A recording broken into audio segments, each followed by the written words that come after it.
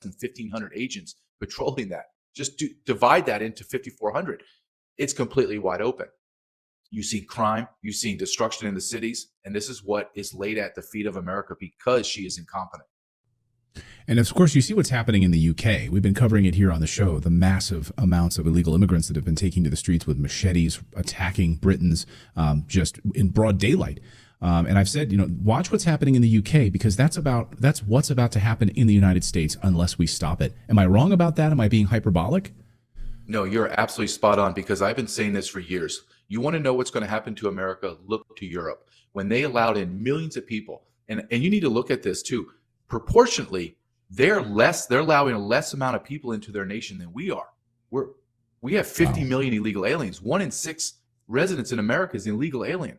What happens in Europe, it takes 3 to 5 years to get here, but it's been accelerated. I say within 18 months, especially if Biden or Harris, Harris gets into office, you are going to see riots in the street. Why? Because the economy is going to crash. There's going to be no more money. And those 50 million illegal aliens are going to be on the street, and they're going to need to be fed and clothed and housed. So they're going to take yours. And that's what's happening in Europe. And they're demanding, and why not, Clayton? Look at Western Europe. They're a bunch of beta males. Same thing in America. So you have men, military-age men by the tens of millions in America that are used to war-torn lives with machetes and raping people and killing people. They're not going to sit docile and allow us to dictate as slave masters over them what they can do and can't do. They're just going to take, because that's how they're conditioned. Right or wrong, they're conditioned to take. Yeah, do you think they're going to sit back and listen to you when you walk out in the morning to put your garbage can out with your cup of coffee in your hand, say hi to your neighbor, and you see these individuals who want in your home, who want to take from you? They're going to just listen to you if you tell them to get out of your neighborhood? They're not. And law enforcement is turning a blind eye, as you've witnessed in Chicago and other areas where law enforcement, this is being directed at the federal level. And I think that's what I really wanted to focus on with this, is that this is not city by city. This is at the federal level, under the Biden-Harris administration, a directive from on high to essentially stand down. Mm-hmm.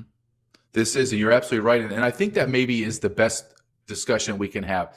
Yes, Kamala Harris is a word salad. Yes, she's an imbecile. Yes, she can't speak correctly. I understand all that. Joe Biden is mentally deranged. I get that. But this is not because they're ignorant or incompetent. This is their plan. They decided to do this all the way back prior to the first day in office. He signed 94 executive orders on day one, 296 executive orders in the first year, all on immigration, all laying the foundation of what we're living in today. This is intentional, strategic, and purposeful. There's no other way to describe it, because I want your audience to understand, Clayton. Since this happened, I was there. His first year in office, my last year in the Border Patrol. I witnessed all these policies cascading down.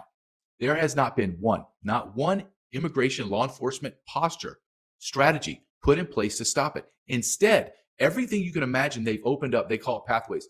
Every pathway possible to facilitate the movement of millions of people into the United States of America.